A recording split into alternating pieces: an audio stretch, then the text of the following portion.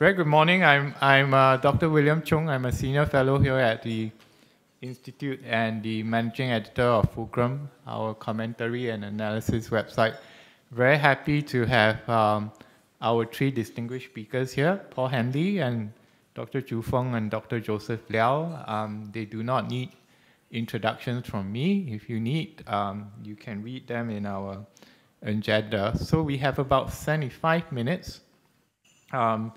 The title of this session is called Forces of Fragmentation, and we will examine how China and the US view and engage, compete with each other, and the implications on this on Southeast Asia. For those who want a quick headline, I'll call this the session on Between a Rock and a Hard Place, ASEAN between China and the United States. So essentially, this will be it. I just want to make 3 points. Hopefully, I can set the context for the discussions with our speakers later. The first one is to borrow a phrase by my colleague, Lee Suen, whose paper should be coming out on Fulcrum this afternoon on hard truths for Southeast Asia. I think it's time for Southeast Asian countries to stop whinging about and whining about American involvement in the region, about the United States not being part of CPTPP, and asking China and the United States not to let them make choices. I think we have to move beyond that and think about tangible ways in which Southeast Asia can work with China and the United States. 2 is on China. I think you will agree with me, or maybe you might not agree with me, that in Southeast Asia there's some mixed kind of emotions towards China. I'll call it the love and loathing. There's a lot of love for China because of what China brings to the region in terms of trade, investments, and economic opportunities. But there's a bit of loathing, or should I say reservation as well, as borne out in our State of Southeast Asian survey, where it talks about our ASEAN respondents being rather reserved, having reservations about Chinese kind of assertive behavior, primarily in the South China Sea, also in the Taiwan Strait, and also in terms of interference and influence in their societies. The third point I'd like to make, and it's an obvious one, is that the United States that we see today is not the United States that we saw post-1945, in the sense that we do see the United States in a state of decline, whether you agree with it or not. And I think over the weekend, we saw that the United States government was on the brink of a federal government shutdown, which thankfully didn't happen. They bought another 45 days after a last-minute agreement was made. And I think, to echo what Secretary General Kao Kim Hoorn was saying earlier, I think the region continues to view US-led unilaterals like the Quad and AUKUS with some degree of suspicion, given the implications on what that has on ASEAN centrality. So with those 3 points, I hope to set the context for our speakers. We have about 70 minutes, and I will encourage our speakers to take about 15 minutes or less, if possible, so that we can make time for questions and make more time for questions and answers. So we'll go according to the list, according to the agenda. So we will have Paul, and then Professor Tu, and then Professor Liow. So Paul, the floor is yours. Oh, I was told Feng was going to start. I was so excited, but I guess it's me. I'll start. Thank you. First of all, thank you for having me here this morning. It's a terrific audience, and I appreciate the invitation from ISEAS. And I'm sorry I'm a little bit late this morning and missed the photo. Maybe I can be photo cropped in or something like that, using AI to make it look like I was there. But I was participating in a virtual track 2 with some Chinese counterparts, and looking at some issues, frankly, which I think relate to what we're going to talk about today. And that is, we're trying to figure out in this group, this Track 2 group, we've been meeting since 2019. And in the early days of this dialogue, we had people in the dialogue on the U.S. side, like Jake Sullivan and Kurt Campbell, and even Bill Burns. So this has been going on for some time. And the notion is basically, despite the growing differences between the United States and China, despite the intensifying strategic competition, are there principles and operating mechanisms that we can agree to with the Chinese side that'll help us manage U.S.-China relations going forward? The assumption is that China is not going to go anywhere, the U.S. is not going to go anywhere, and so what should we do? And how do we manage the relationship even though it's getting harder to manage? And so I wanted to talk about three things this morning. One is what I call dueling narratives, and I'll say a little bit more about that. Second is, I had the opportunity to serve in the administration of George W. Bush, and then helped in the transition with President Obama. And to give you a sense from an American perspective how the relationship has changed, I'll talk a little bit about what we tried to do in the Bush administration to give you a sense of how it's changed today. And then third, a little bit about where we are today and where we go from here. And then in the Q&A, I'd be glad to talk about any ASEAN role with regard to helping to stabilize or put the U.S.-China relationship on better footing. So I'll start with one of the big frustrations this morning in this 2.5 hours with this Track 2 dialogue that I was a part of. We talked about each side's strategy, how much each side has achieved. And it was basically 2.5 hours of dueling narratives. And what do I mean by dueling narratives? A description of where we are today, what's happening in the U.S.-China relationship, why the relationship has deteriorated. And on the Chinese side, you hear a narrative around Graham Allison's Thucydides trap. The notion that what's happening between the U.S. and China is a natural result of diminishing U.S. power, as William started out by talking about, and rising Chinese power.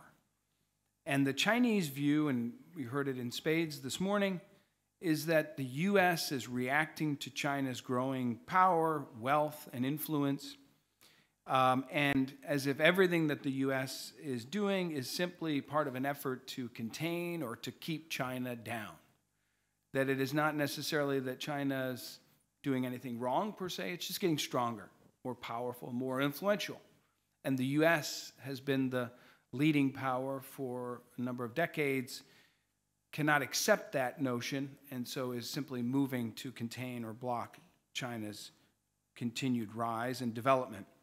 And as a result, Chinese officials, scholars, put most, if not all, of the blame on the United States and call on the Biden administration to return to the status quo ante, to reset relations, and to untie the knot that the United States has tied.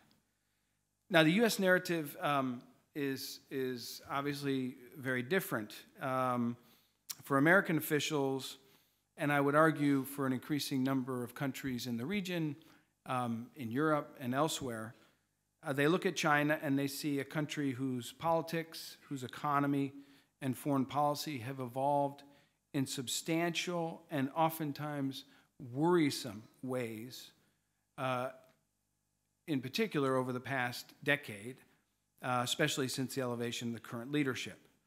And so while the U.S. and many Western nations have for decades welcomed China's integration into the world, these same countries, I think, have to a large degree undertaken a reassessment of the opportunities, and in particular the challenges that China represents given the dramatic changes. This morning in the session, one of the Americans said that China's policies and actions and behavior have radically changed in a short period of time, and this has led to a reassessment in the U.S. and to a series of policy changes that are aimed at defending U.S. interests in areas where U.S. analysis sees China as undermining or threatening to undermine U.S. interests and those of its partners and allies.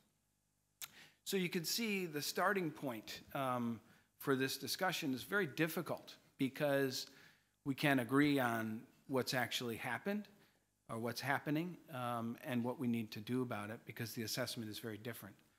And I thought I would just go back to the Bush administration. I see Professor Wang Gungwu this morning. I recently gave him a book that I would encourage folks to take a look at called Handoff, which was written by, well, President Bush was involved in it, Secretary of State Condi Rice, and National Security Advisor Steve Hadley, and a number of my former colleagues on the National Security Council, which includes some transition memos that we wrote for the incoming Obama administration on how we saw these policy areas as President Bush came into office, what policies we put in place, how we thought those policies, you know, what was successful and what was left to be done. Those memos were declassified and are now included in the book. And then a number of us wrote what's called postscripts, which is basically what has happened over the last 14 years, I guess, since the end of the Bush administration. And I'll just say the Bush administration, you know, when I worked in the White House National Security Council, we were dealing with a very different China. In the early 2000s, China still had a smaller economy and a smaller navy than Japan. China's GDP accounted for close to 3.6% of global economic output. And by the end of the Bush administration, in 8 years, it had nearly doubled to 7.2%. By 2018, China's share of global GDP more than doubled again to reach 16.3%. The rapid economic development coincided with the growth and modernization of China's military capabilities. And in 2001, the ground, air, and naval forces of the PLA were sizable, but largely obsolete.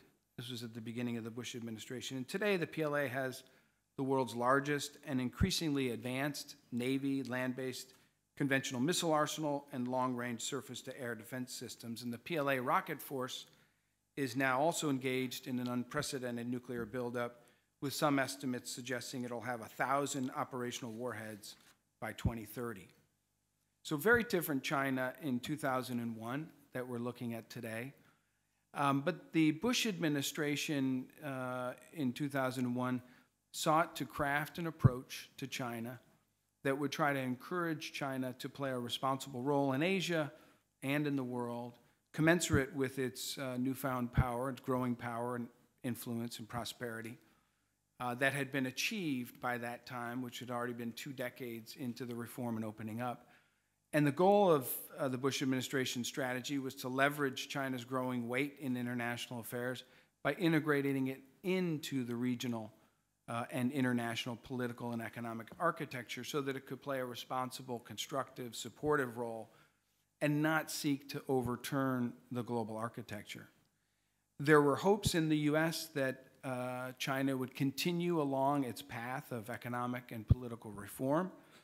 It had been pursued by, you know, previous leaders, Deng Xiaoping, Premier Zhu Rongji, and other leaders, President Hu Jintao, President Jiang Zemin.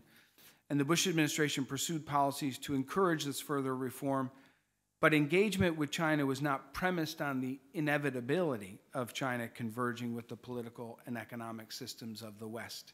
Certainly there was a hope, and there was a hope within China by many that would happen. China has clearly now moved away from the reform and opening up as we've known it for decades. And when I talk to, it's interesting, you know, I lived in China from 2010 to 2020, leading the Carnegie Endowment's efforts there. And when I would speak to scholars there, and I'd be interested in Professor Zhu Feng's view on this, I would hear that the decision by China to embark upon the reform and opening up at the 3rd plenum of the 11th Party Congress in 1978, and the decision to normalize relations with the United States, January 1st, 1979, so very, very close together, were inextricably linked in terms of their conceptual frameworks. the two initiatives were almost in tandem, that they kind of went together. China's reforming, opening up, moving to a more market-based economy, liberalizing its political system, and at the same time it's opening up to the United States and many in the international community. And so to these same Chinese scholars, they tell me it's no surprise that as Beijing pulls back from the reform and opening up, it is putting downward pressure, putting strains in the U.S.-China relationship. From a Chinese perspective, these two initiatives are linked together. But for the Bush administration, while they hoped to see continued political reform, I think there was an understanding that it could not be guaranteed. And so the administration put as part of its policy toward China, in addition to engaging with China and working to help China integrate into the international system, they also put an element of hedging against the possibility, or balancing against the possibility, that Chinese leaders may choose a different path. And the United States upgraded security, economic, political relations with Japan, South Korea, Australia, India, New Zealand, and the Philippines. And we formed, the Bush administration formed enhanced security, economic, and developed relationships and partnerships with ASEAN as well. The Quad, which there's a lot of talk about today, was actually started in the Bush administration in response to the tsunami in 2004, the Indian Ocean tsunami. The Bush administration went through bureaucratic work of clearing obstacles, mainly having to do with nuclear nonproliferation, to form a new strategic partnership with India at the same time.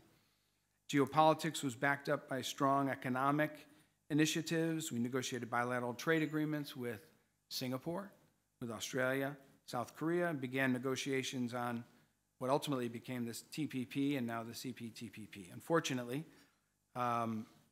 these trade initiatives have become politically challenging for the United States, but despite the politics, the Biden administration has put forward the Indo-Pacific Economic Framework and is doing its best given the domestic politics that it has at home. But its interesting thing is that 14 years after the Bush administration ended, it is clear that some of these investments in alliances and new strategic partnerships like India are paying off for the Biden administration as it faces a more challenging China. And in a sense, they're really strengthening and building upon some of the work that was done. So that gives you a sense, I think, it's important to get a sense of where this relationship has evolved. It's very different today. And what we see today as Biden administration is in office is we're in a very different point in dealing with China than we were in the Bush administration. And frankly, there was a lot of hope. I remember going with President Bush and his delegation to the Olympics in 2008. It was a hopeful time for China in the world, I think for U.S.-China relations as well. Biden administration came into office, and they have accepted the Trump administration's assessment of the challenges that China poses in the current environment. But unlike the Trump administration, I think whose policies were often ad hoc and unilateral, sometimes gratuitously reckless, the Biden administration has tried to set out a more strategic and more effective approach to competing with China. And it's based on this concept of invest, align, and compete. And they also talk about the importance of holding out the possibility to cooperate with China, where the United States and China have mutual interests, or where there's a benefit, frankly, for the whole world.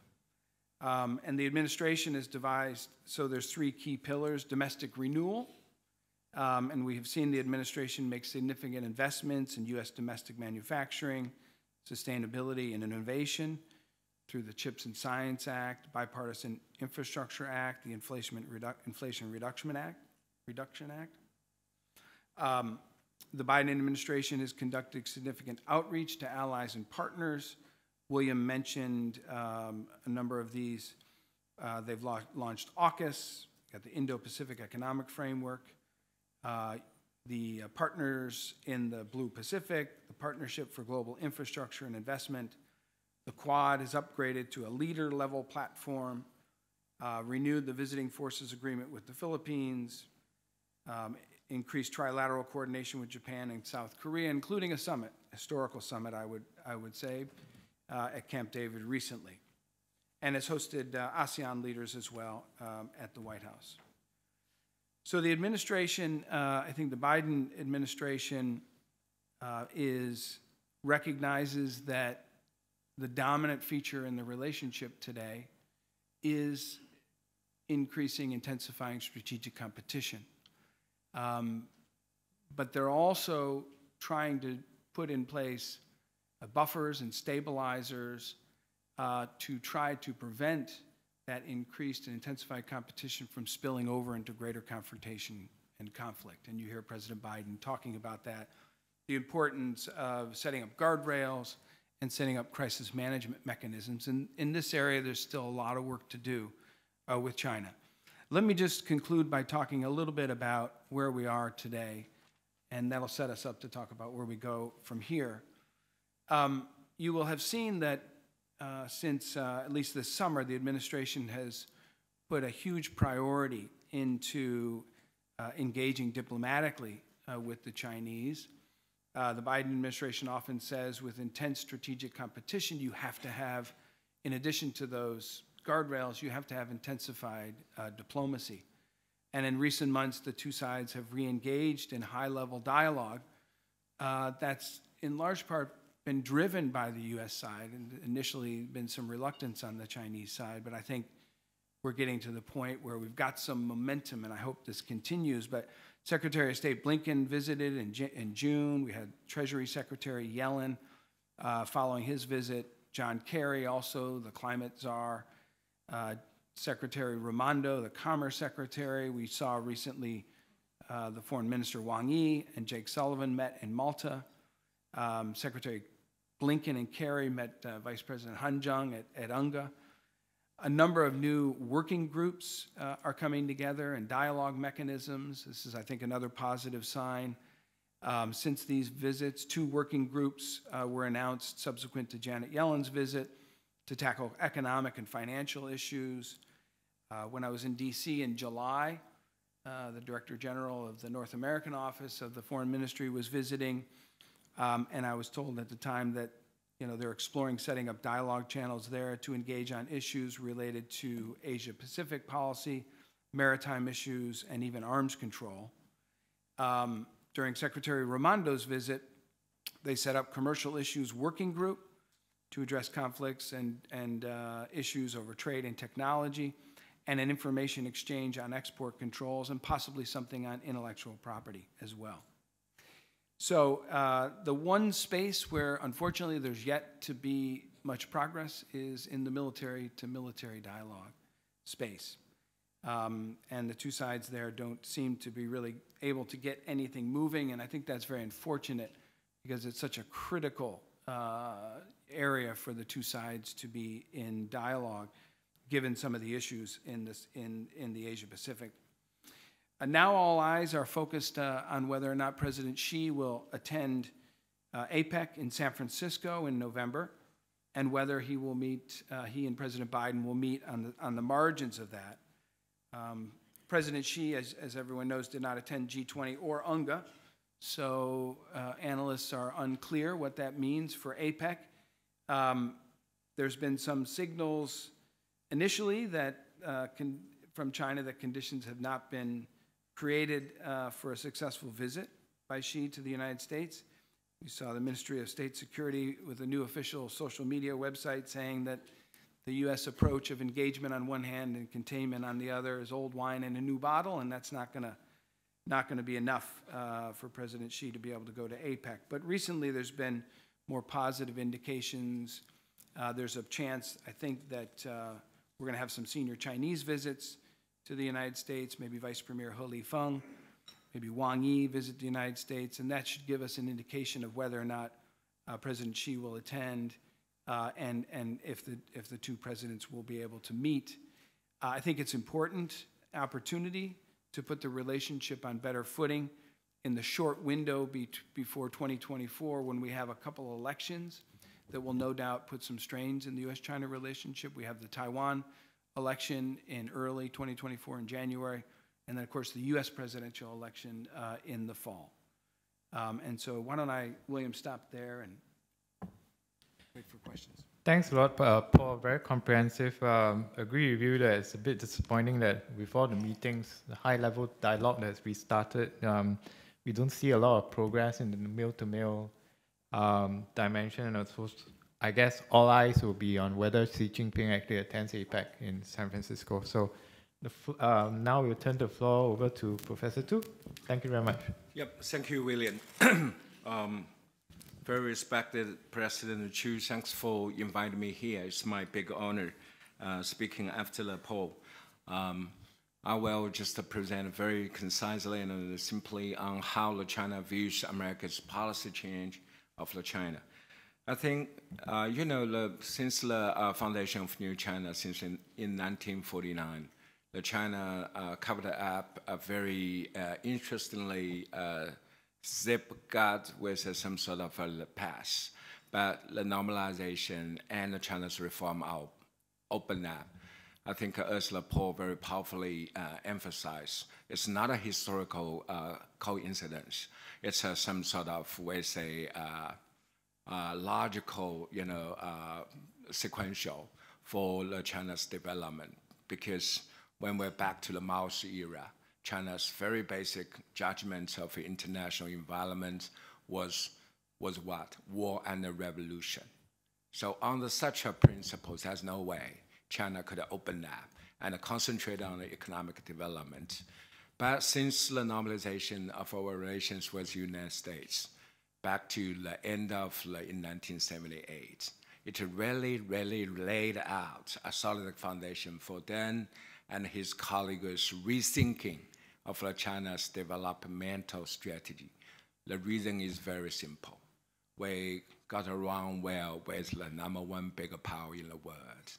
So then, accordingly, the Deng's, you know, strategic conclusion of the international environment very tremendously and also eventually shifted from Mao's war and revolution over to peace and development. We also believe biggest wars or world war will never happen in the coming 3 decades or 4 decades. Then instead, China could work on open up and economic development-centric China's strategy. Since we say the early in 1979, the China's economic development was truly very tremendous and also very gorging. The reason is, first of all, Chinese people is hardworking. Second, the U.S. takes China as a bigger brother and engage in China commercially and putting China deeper, broader into the world community. So then, since the reform opened up in 1978, no country could just match China for our huge historical economic advancement. My generation of Chinese is a real witness of anti-dramatic change of China's developmental situation. But today, what's a real surprise from Americans' policy change of China?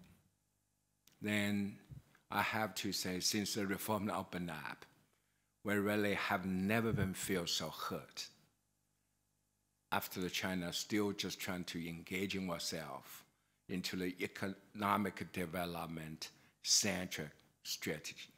The reason is simple. U.S. remains the #1 superpower in the world, only superpower in the world. Today, no matter how the redistribution of the power in the global level, just how say very dramatically just merge, but we're still largely at unipolar moment. U.S. is only, we say, hegemonic power. So then, such a power disparity between Beijing and Washington still remain very big and unovercome in the coming decades. So when some sort of number one biggest power change the face about China, it's not just hurt China so much. It also will post unprecedented strategic test on how China could march on in the coming decades. So then I have to tell you, as a Chinese IR scholar, we now should have a second historical lesson. Such a lesson is very vivid and sensible. When the Opium War happened, the colonist British troops just invaded China and forced China to open the door. Then such a lesson was very bloody for most of Chinese. I mean, if we are weak and smaller, then we will suffer invasion. Now, second lesson is coming. When we're getting bigger and stronger, we also suffer. Suffer what? Suffer punching, suffer crackdown, suffer also some sort of a unipolar post-containment. So then, I have to tell you, China-US relations change is really a historical moment. No China's the scholars and the policymakers could just pretend to be blind to. But the problem is why US just so dramatically and quickly being about face about China. Yes, China's policy probably is some sort of debatable one. On the one hand, I think the Paul also very powerfully mentioned, for example, reform open up usually laid out the foundation to what? To underpin the very engageable relations between Beijing and Washington. Yes, China's current political situation probably is a very debatable subject, but to be honest, since the reform opened up in 1978, China has never been more what? More expectably and also realistically just a very fluent and also very workable in advancing China's development. But the country just like the person. No one can just always follow the one path. It also will suffer some sort of, we say, swing off or something like that. Yes, we also see China make some swing, but I promise, I also have to tell you, no one can change the China's past.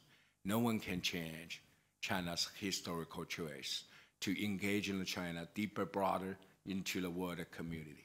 So from these points, I see the very, very tangible reasons behind some sort of such a fundamental change of American policy behind China is what?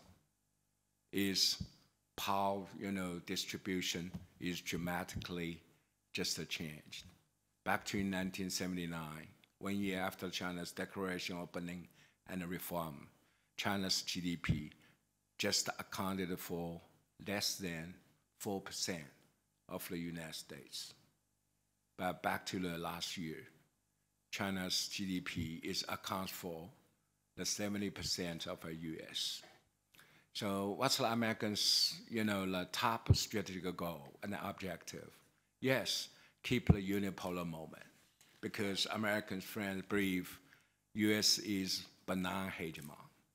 So such a benign hegemon, not well just has serve the American interests in best, also could just serve the world at the best. But the problem is no illusion about the benign hegemon. Without the sufficient power redistribution and the power rebalancing, no power will be benign. So then the US changed the face, is dramatically show Americans' growing anxiety of China's some sort of becoming now is a peer competitor, is a peer challenger. It's a pacing challenger. But to be honest, from my perspective, the power disparity remains huge. It's hard to overcome for China in the coming decades. But such a strategic anxiety swimming all Americans, policy people, and what? The think tank, the scholars, and also believe US should what? Punch China harder. The second reason is also very unique. today's U.S. has never been more divided since the Civil War. Then it's some sort of a cross-page consensus. U.S. should highlight the China threat, playing out the China threat to what? To keep the American people in coercion, in unity. So that's why no matter how different the political factors just argued and compete for the domestic policy, anti-China sentiments now is sweeping all the page, corner, and all sides of American politics and the society. To be, as a Chinese scholar and American expert, I feel really very sad. In the past 2 decades, yes, U.S. is the leading force to get China better off, but on the other hand, our interdependence relationship benefits the U.S. in an unimaginable way. Most of Americans' universities and colleges, if they are private ones, how they can just maintain their great operation, because China is the leading source of the overseas students in the U.S. Every year, how much money just flow into the U.S. by Chinese parents paying the tuition? To be honest, more than 50 billion US dollars. Back to the 2008, when the global financial crisis happened, I was in the US. I did the shopping at the Walmart. 80% of some sort of products, industrial products, came from China. Such a Chinese products is, in price, is very competing. Of course, of good quality. So decades of piling of the Chinese good quality and cheap products help stabilize and can solidify Americans' bottom class living standards. Will help a lot American people to have some sort of a social stability. But the problem is, my American colleagues never mention what kind of China's contribution is based on growing interdependence. It seems Chinese always deeply and broadly indebted with the Americans. Yes, to be honest, my generation of Chinese never been so thankful to the Americans, pulling effects, get China better off. But the problem is, to be honest, at the deep center of our relationship is Americans' hegemonic mentality. Now, how China respond? To be honest, we have no way to surrender. We have no way to escape ourselves. The nature of international politics is a very dirty job. It's an endless great power competition. Suddenly, we woke up. When U.S. changed the face, we have to stand up. But in what way? First of all, I think China should learn a lot of historical wrongdoing rather than just falling into some sort of such a historical trap. A couple of historical lessons now is very hanging very obviously behind the Chinese. We couldn't be Stalinist Soviet Union. That would be a huge mistake. We also couldn't duplicate some sort of very broad lesson by imperialist Japanese. That will be disastrous. Then, now recent lesson, what does it mean? We couldn't be Putinist Russia. Otherwise, we also will be truly and tremendously just trapped in some sort of such a great power rivalry, then finally just thwart China's development in some sort of deadly way. Another one is the Chinese should wake up. We couldn't just get or repeat some sort of historical choice of what? Maoist China. If we could put such four things, is truly on the horizon, and very seriously thinking of what's the China's option, then I also have a couple of views. First, we should still follow very tightly up with the Singapore model. I'm very happy I come here this time to Singapore, not for this dialogue. Tomorrow and after tomorrow, I also will join Asia Future Forum. So that was quite almost a no matchable political figure who just, beacon China so significantly as your founding father, Mr. Lee Kuan Yew did. Because he always believed Singapore is not just standing geopolitically, just some sort of connection center between West and East, and his Oriental insights could really shed the shine on futures Asia and China as well. So then from these points, China's future should be still just embracing some sort of, we say, political pragmatism. There's no way, because we're still just, in the middle of China's re-emergency. So we couldn't just falling down from the mountain. We should keep going. The second, I think we also should have another model. It's a Korean model. Korea is a traditional Asian power, but the Korean now is not just some sort of, we say, industrial one, but Korea's new president Yoon also mentioned Korean could be global pivotal power. Why Korean people feel that confident to speak out? Reason is democratization, industrialization, very dramatically, and we say promisingly, just bond together. Of course, there's no way China could escape from. So sooner or later, my conviction is always that China will be a shining democratic power in the world. So finally, let me come to my conclusion. Yes, Americans' new China policy is just trying to bring what? Bring the new Cold War over to China. But we totally reject. It's not serving China's interests at the best. The interdependence between the two countries remain intangible. That's why, as Paul very, very vividly saying, since Blinken's visit to China, resumption of a high-level dialogue also will open a new door for China and U.S. just to deepen the over dialogue and also maintain some sort of indispensable economic and political relations.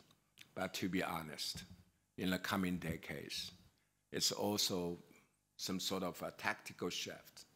It's not the strategic remoderation. So we have no illusion at all.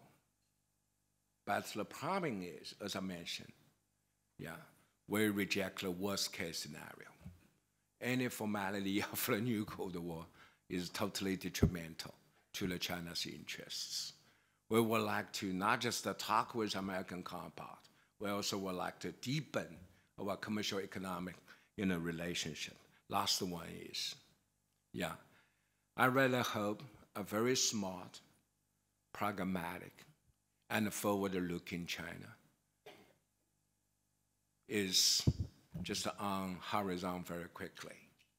So American change the face is a very deadly push and a kick to China, but I have to say is a very historical opportunity for China to reselect a greater power's re-emerging path.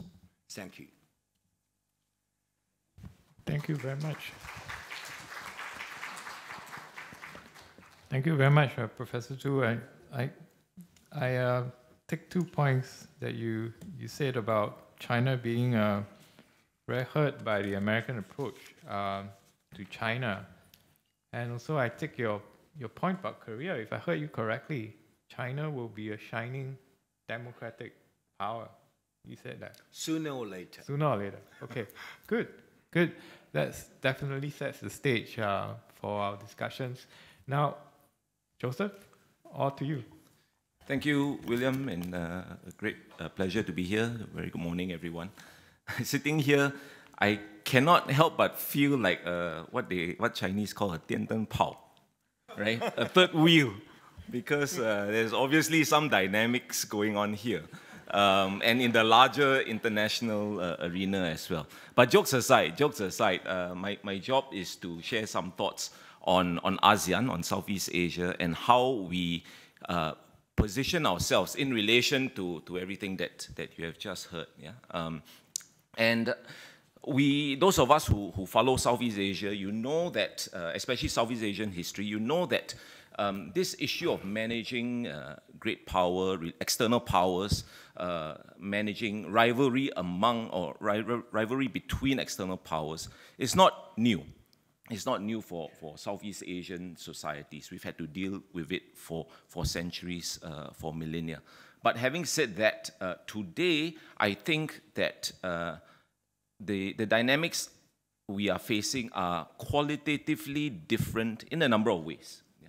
The first is we see that the great power competition between the US and China unfolding today is unfolding against the backdrop of very deep economic interdependence. Yeah? And we heard about it earlier. So that's number one. Number two, this is what we call the information age. Yeah? And what that means in relation to great power rivalry is that technology and digitization will amplify both connections and disconnections. Yeah? Just a very quick example, the question of information warfare and how information and data shapes and reshapes perceptions of each other. And thirdly, the centrifugal forces generated by this great power rivalry is unfolding in the midst of, and we heard about it this morning, an ambitious project of regionalism among Southeast Asian states. Yeah? So at the same, while Southeast Asian countries have to deal with this, the challenges posed by diversity between themselves, they also have to deal with the great power rivalry that is unfolding in their backyard. Yeah? So these are what I see as some of the qualitative differences shaping the landscape today. So let me move very quickly to the question of how ASEAN can position itself amidst the great powers. And I think if we think about it, I feel that we have to bear in mind a number of things. And in keeping with the spirit of Singapore-style analysis, I will present it as the 4 C's. Yeah? I tried to think of a 5th C, but I couldn't. So I'll keep it to 4. Actually, one of the C's is not quite a C, but never mind. It's the 4 C's. The first C is choice, right? And we heard about it earlier, and William alluded to Sue Ann's upcoming article as well. Choice, in some way, shape, or form, continues to dominate discussions on how Southeast Asia positions itself vis-a-vis US and China. Personally, I feel that this issue of choice is actually a poor reference point to frame regional interests amidst great power rivalry. Why? Obviously, because it is binary, and in a sense, it is reactive. Yeah, it's not getting ahead of the problem. It's sort of responding to the problem. And in any case, we make choices every day, right? We make choices to join one organization. We make choices to develop relations either as ASEAN or individually as Southeast Asian countries with this, that, or the other country. Yeah, so in that sense, choice is so much part of diplomatic life that it becomes quite a empty, quite a hollow concept if we talk about analysis. So the region needs to look beyond choice, obviously. I think we need to reframe how we think about it. Relations with either great power, it really should be functional and relational and not a matter of strategic choice and alignment, because no Southeast Asian state is going to make that choice, so to speak. Yeah, so that's the first C. The second C is what I call contingency. We heard earlier also about the Quad in particular, and when I talk about contingency, what I'm thinking about is the reality for ASEAN that there is a proliferation of regional organizations, regional institutions, whose interests and whose activities overlap with those of ASEAN. Now, we as ASEAN, we can do a number of things, right? We can howl in protest and say, no, we don't accept it, we don't accept it.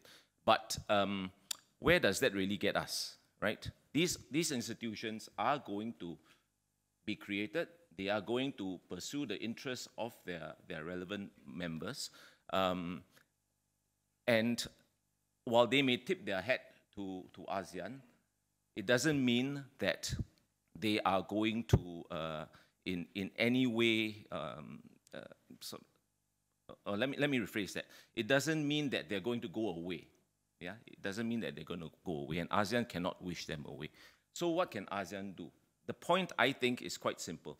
ASEAN has to find a way to work with these institutions, with these organizations, be it the Quad, be it AUKUS, be it BRI, be it the GDI or Global Civilizational Initiative, or the concept of the Indo-Pacific, whatever it is, yeah?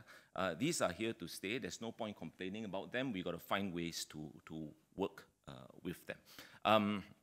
And on that point, I just want to dwell a little bit on the Quad, because there actually has been some evolution in the Quad, and evolution in relation to what I mentioned about the sort of relational approach with ASEAN.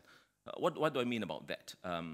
If you look at Quad 2.0, yeah, the Quad that was rolled out in November 2017, when it first started, of course, ASEAN was very apprehensive about it for two reasons, essentially.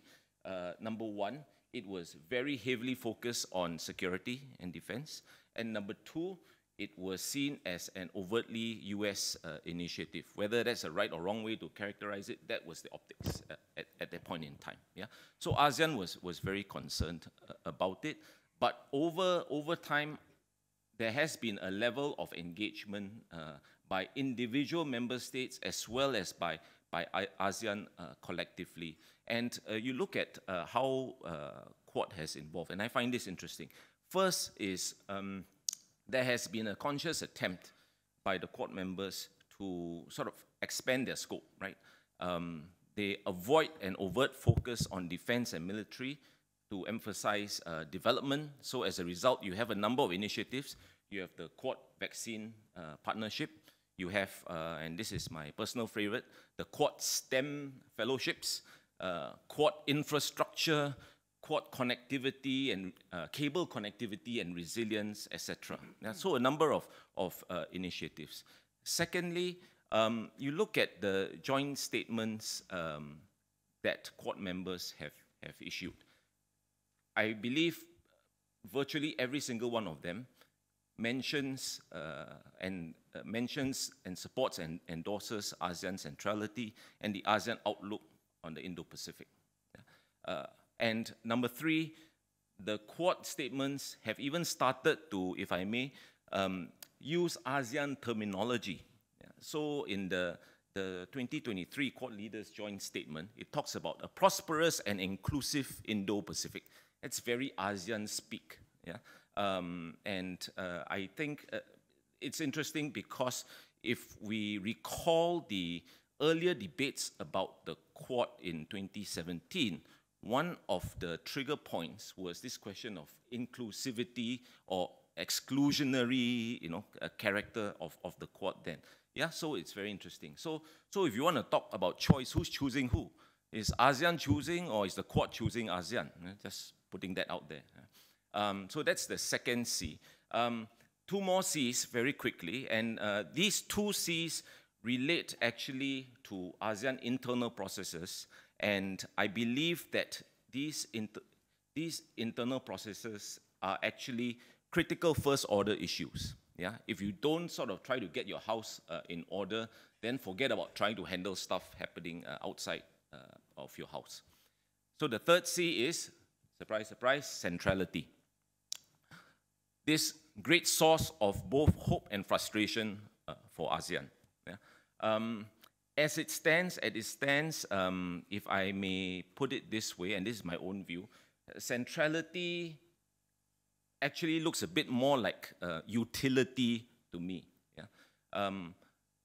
What do I mean by that? By ASEAN's own admission, the substance of centrality is very often made in reference to the convening power of ASEAN and the fact that ASEAN is in the driver's seat of all the ASEAN-led mechanisms. And those, I think you all know that there has always been this debate about, you know, ASEAN's a driver, but who's the passenger and all that sort of stuff, yeah, and where it's going, who gets to decide where it's going. But you see the point. Yeah? The reality, of course, is that ASEAN ultimately cannot shape the interests of external powers. It will try, but it will always be challenging to do that.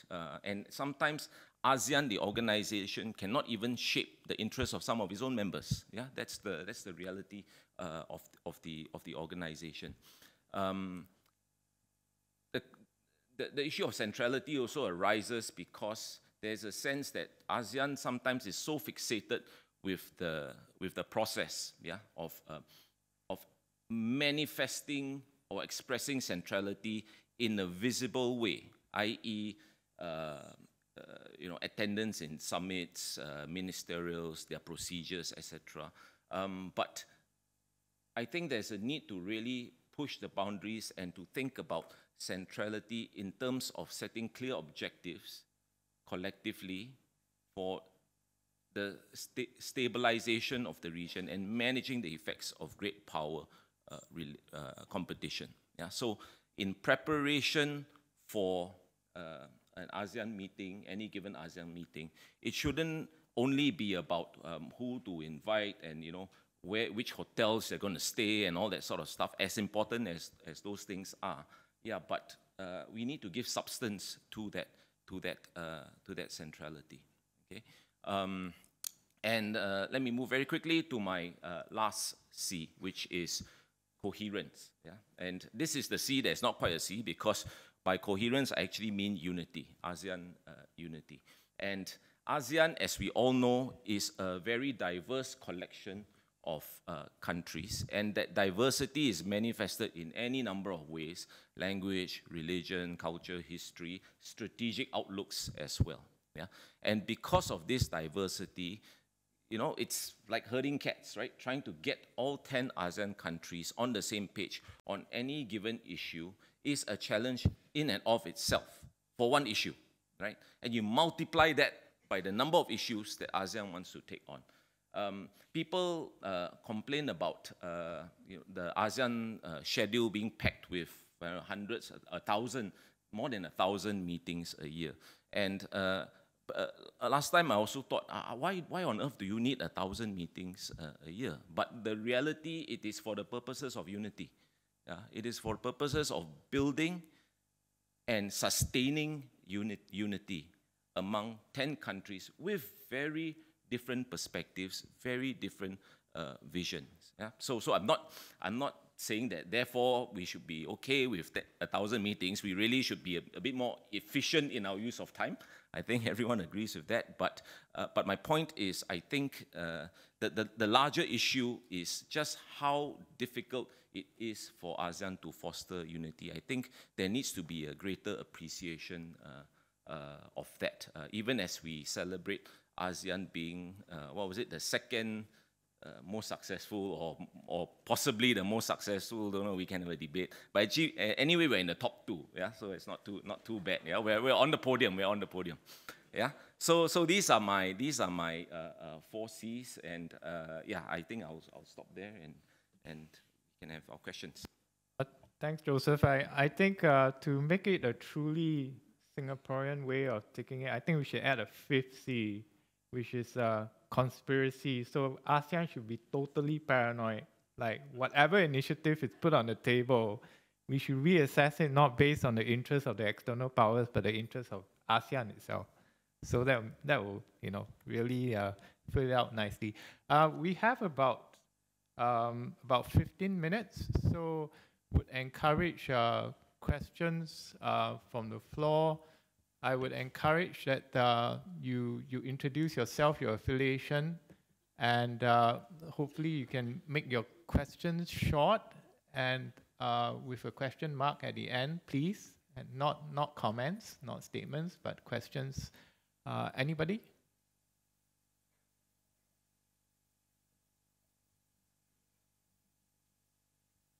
Oh, okay. Is there somebody? Okay. Okay, Ha at the, thank you, Ha. Can somebody bring her the mic? Thanks, William. My name is Ha, and I am from the ISEAS Yusof Ishak Institute. Thank you very much for a very great discussion.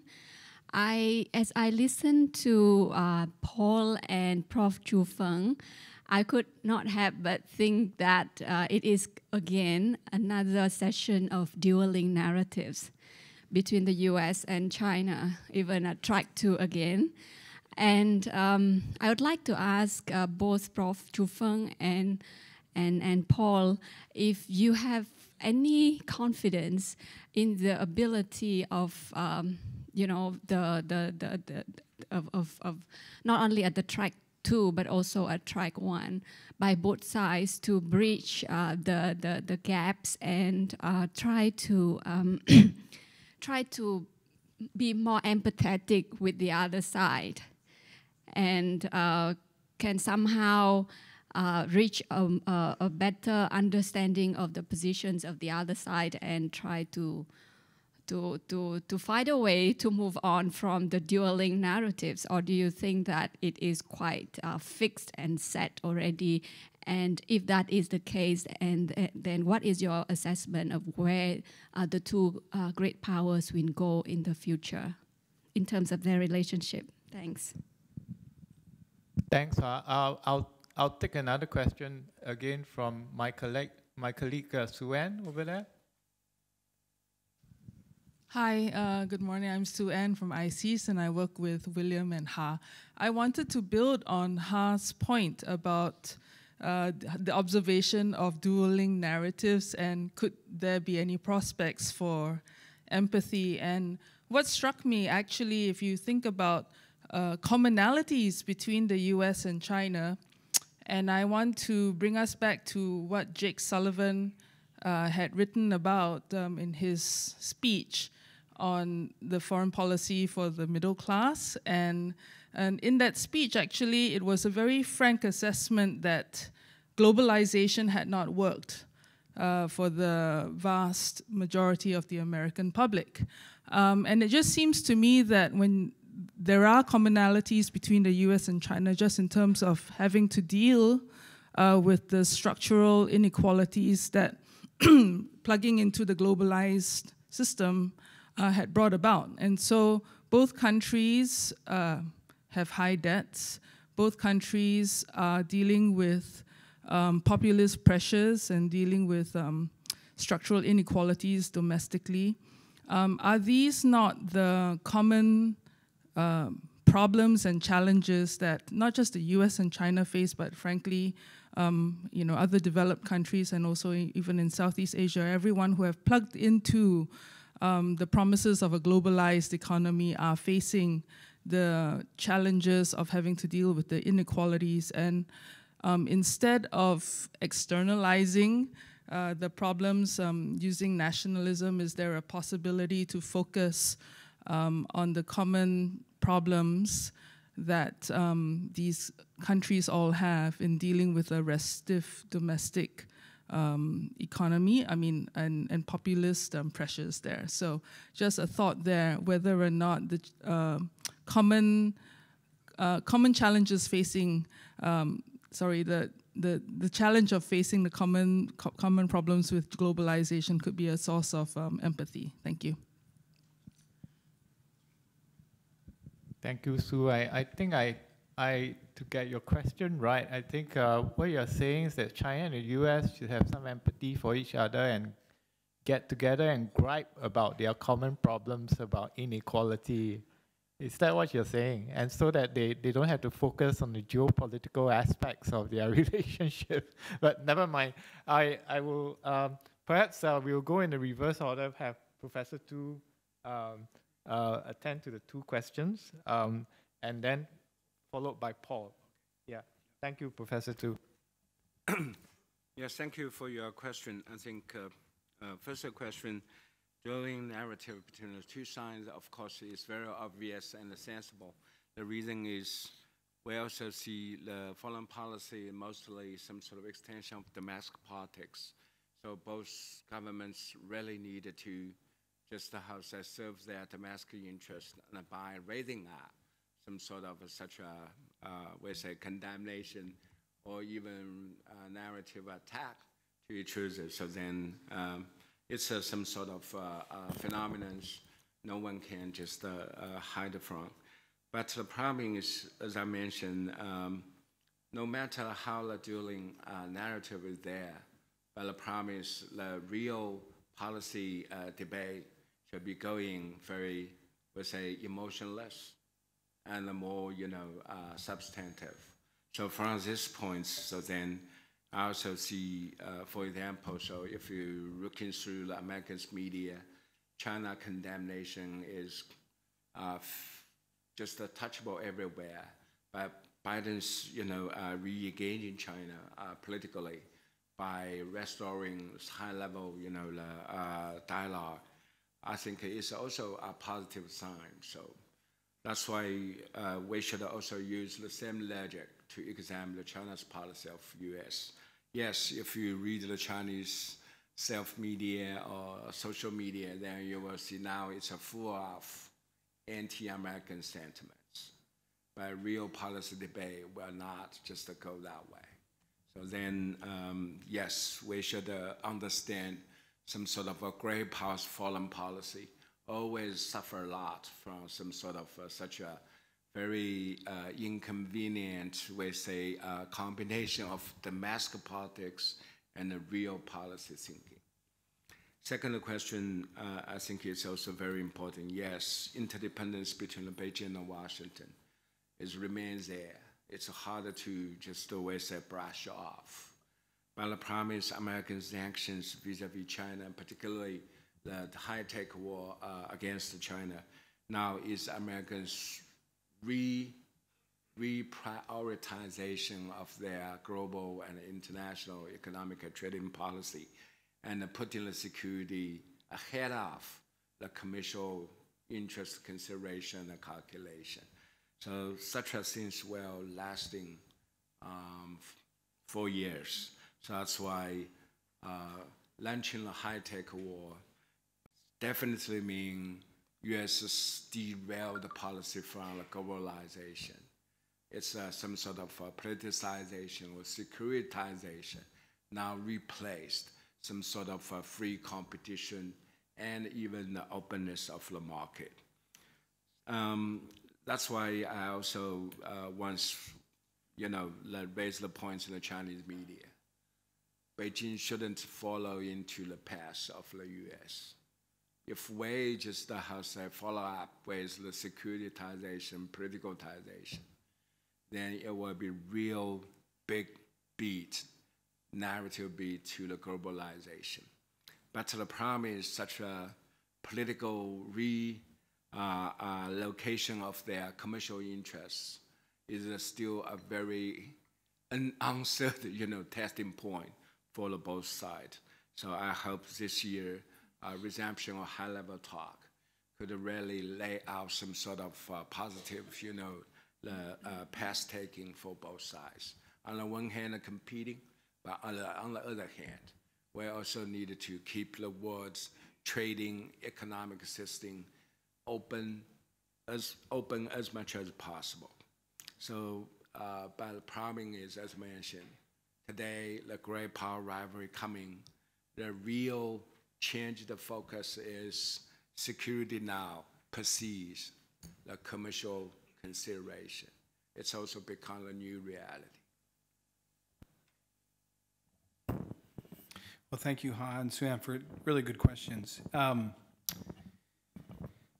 In terms of, can the track 2 dialogues, track 1 high-level dialogue, what kind of impact can it have? Given the fact that, if you ask me my long-term projection, I expect competition to intensify between the U.S. and China. I expect the rivalry to intensify. I don't see that, coming to an end anytime soon. And so that'll make it even more difficult.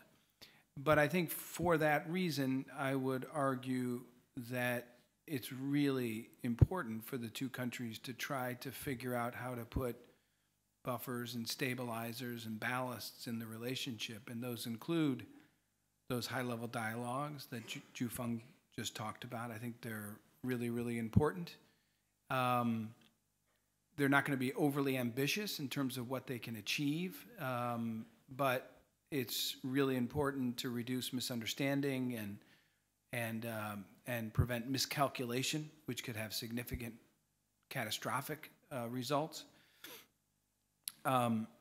If you paid attention to the outcome of the meeting in Bali between President Biden and President Xi, they agreed to have their assistant secretary level people come together and to discuss principles to guide the relationship.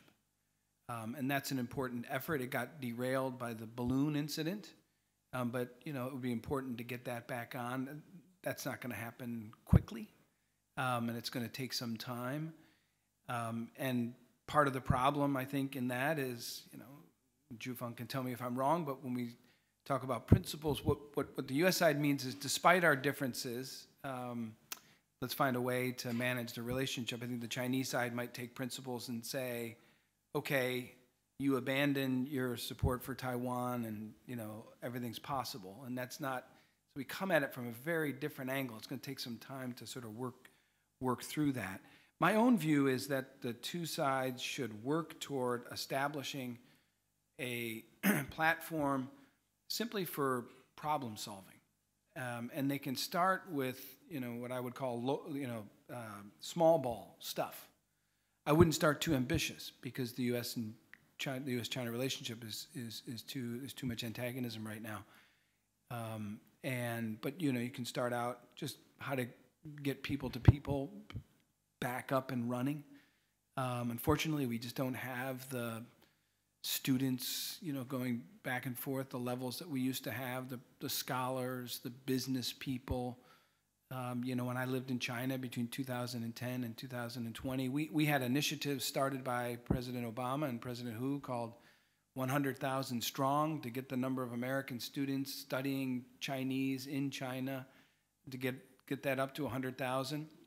It was really dumb for that organization to take the name 100,000 Strong because they achieved that goal and then they had to change the name of their organization to something different.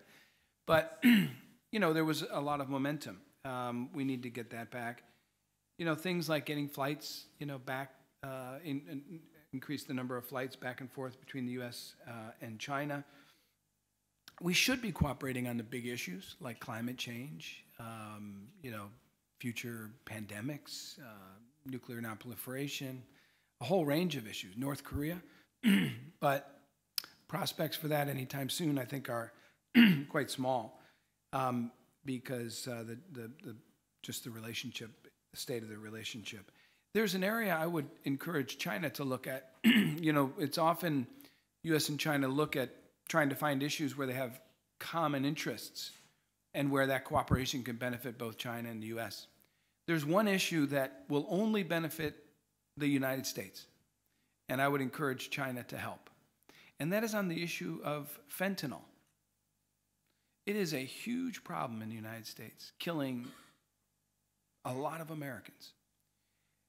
And, what does China benefit from it? This is really a U.S. problem, right? And we're not saying that the problem is China's problem, but the fentanyl originally comes from China, processes through Mexico and into the United States. This is an area where China could step forward and help in a visible way. And that could help in terms of perceptions in the United States of the cooperation between the United States and China. It'd be very powerful for Americans to see China stepping up, trying to help on an issue that clearly will have a benefit to Americans. So that would be an area that I think, and on Sue Ann's question, you know, deglobalization, I guess I would broaden it a little bit. I think there are issues within deglobalization, you know, or for example, like, what is the impact of technological developments in terms of jobs, you know, eliminating jobs for people? This is an issue that the US is going to have. It's an issue China's going to have. There's no reason that the two sides can't put their heads together and talk about, you know, ways that each side is dealing with it, to try to learn from each other.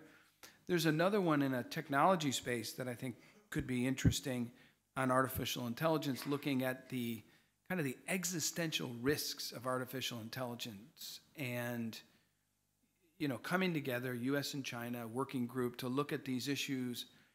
What are some of the, you know, kind of like we did with nuclear nonproliferation, right? What are some of the existential risks that are out there for AI development that the United States, China, and the rest of the world is going to be dealing with?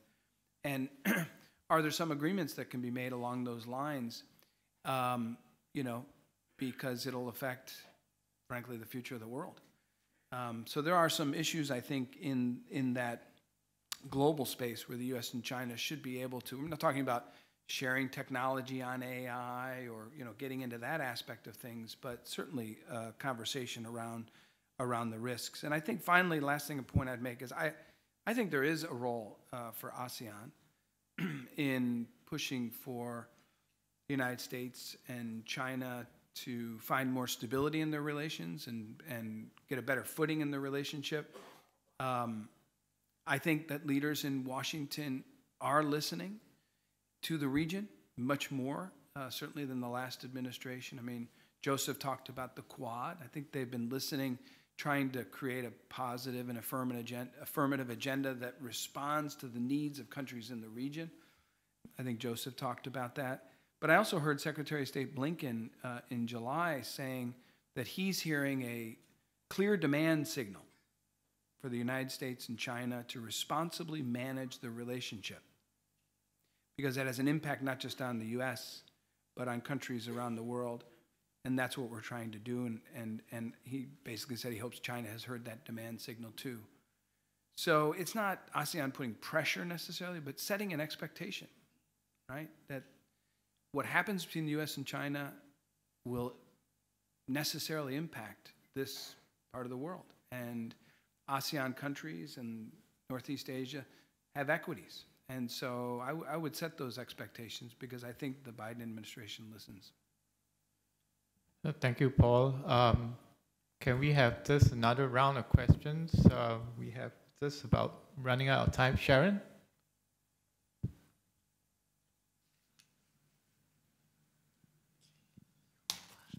Anyone else? Okay, that gentleman. Thanks. Can I ask my question? Go ahead. Now? Thanks. I just have a couple of questions, but I'll keep it very short. So on Joe's point on contingency and centrality, I really like that. I take it that you mean ASEAN needs to build up its contingency. And we see now really the dormant third world is actually waking up. We see a lot of conversations happening at the BRICS and different groupings that's coming up. So, you know, where should ASEAN position itself? Should it be, as you say, in its driver's seat, but sitting in an autonomous vehicle? Or should it be controlling its dashboard? And in this regard, what kind of contingency should we be building up? I really regretted not putting you on my panel, because I think this discussion should be on the last panel, and you made a really great intervention. The other two questions is to Feng and Paul. You know, in a sport, if the rules are agreed to in advance, the game can surely be fair, because then we decide who's the empire, what are the rules. We get the sense, and I won't mince words, in the recent decade or so, that China is perhaps feeling that the rules are a little bit unfair. And if it's not fair in this multilateral game, then what are the kinds of rules that you like to see changed? And to Paul, would a change therefore what would it entail for the US, and can the US accept the change? Thank you. Gentleman at the corner. Sorry, Rahman from Liow Institute again.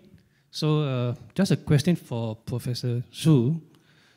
We did a study and we interviewed about ASEAN defense officials from 9 member states, and there seems to be a lack of trust on China. So I would like to ask Professor Zhu, what do you think are the drivers that shape ASEAN's lack of trust of China?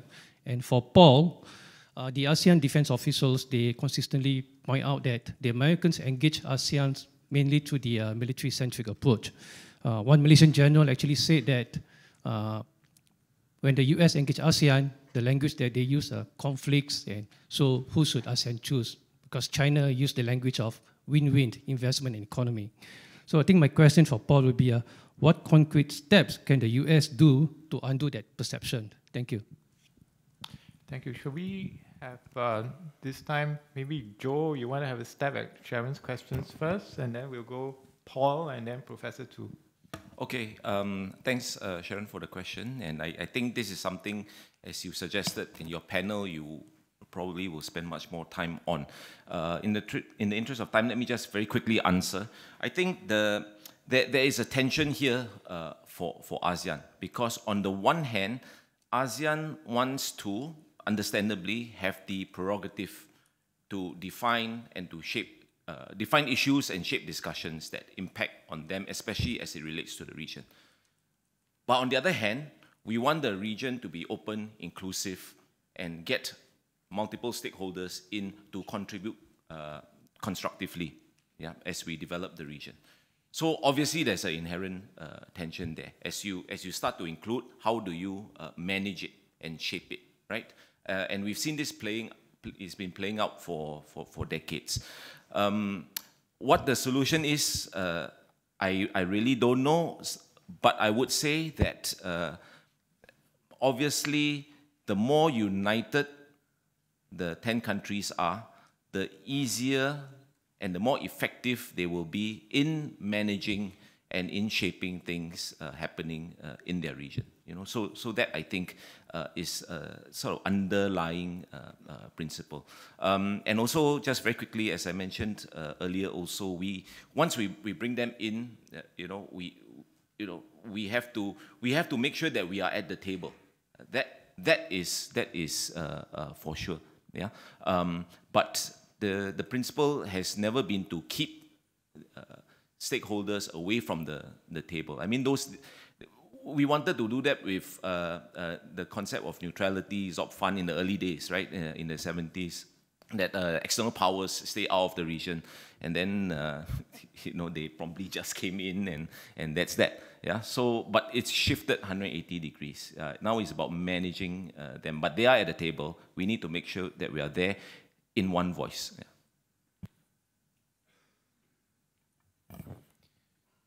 So to Sharon's question on the rules, I mean, this is the heart, I think, of some of the concerns. And, to be honest, the United States and China and other countries probably need to come together, talk about the international political order, and talk about how to revise and update it to make sure it's reflective of the changes that have taken place over the last 70 years. But in the current geopolitical environment, I think the chances of that probably pretty slim. And this, I think, really is at the heart of some of the concerns that the United States has about China's growing influence. Is clearly China wants to have an impact and shape the global governance, international rules, in a way that align much more with Chinese priorities and preferences.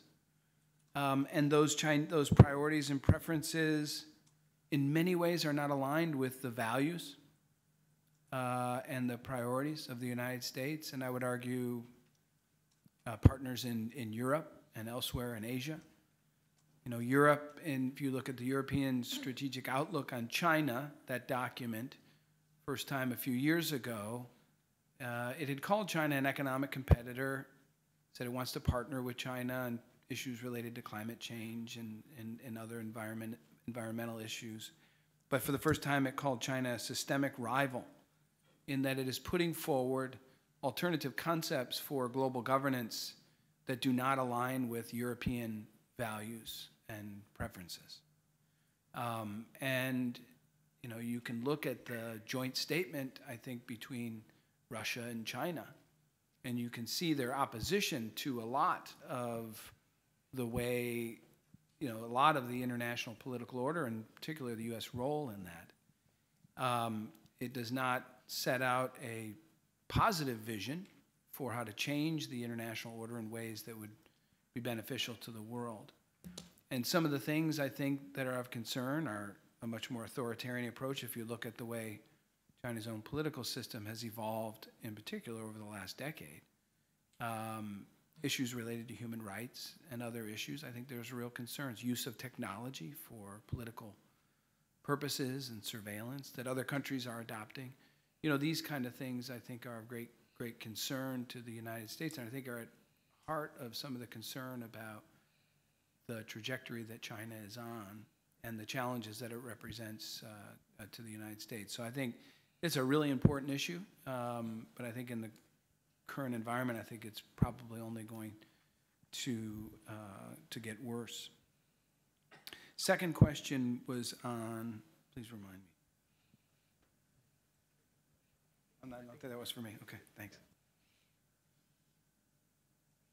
Professor Tu, there's a question about the kind of rules and whether China feels that some of the rules were unfair, and a question about ASEAN defense officials feeling that there's a lack of trust among ASEAN countries of China, and whether there are ways of addressing that.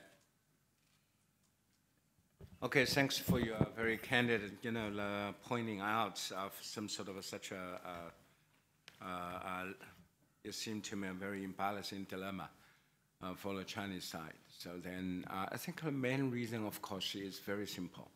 It's a unresolved, territorial and maritime claim disputes between China and ASEAN.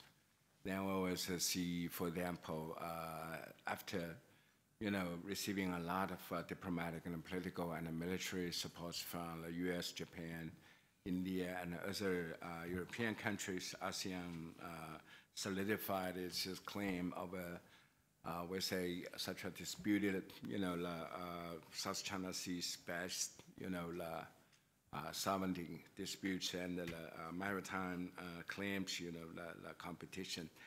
Then, of course, China has no way but to stick into the China's claim because, or some sort of such a China's handling of the sovereign issue usually has a lot to do with China's leadership's ruling legitimacy and even some sort of reputation.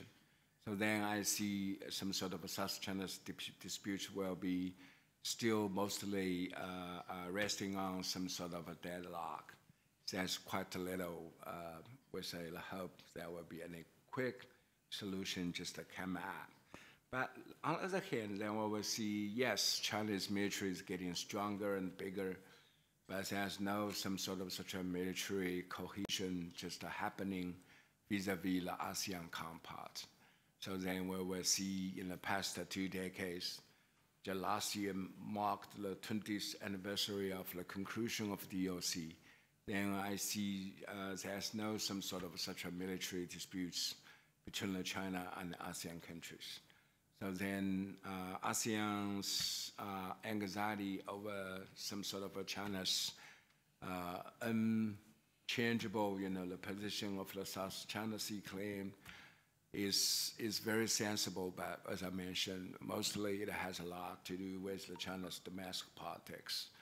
But the problem is how China ASEAN could skip over some sort of such a, let's say, political dialogue over the South China Sea's disputes.